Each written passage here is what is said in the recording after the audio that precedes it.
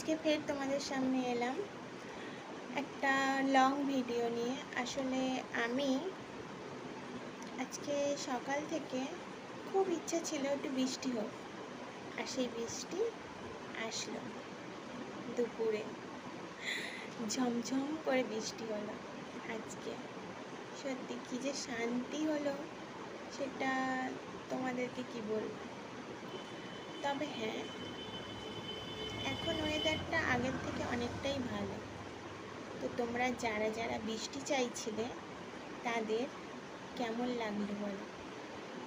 জানি না বৃষ্টিটা সব জায়গায় হয়েছে কি না, বাট আমাদের এখানে হয়েছে, খুব বৃষ্টি হয়েছে। প্রকৃতিটা যেন অন্যরকম হয়ে গেল।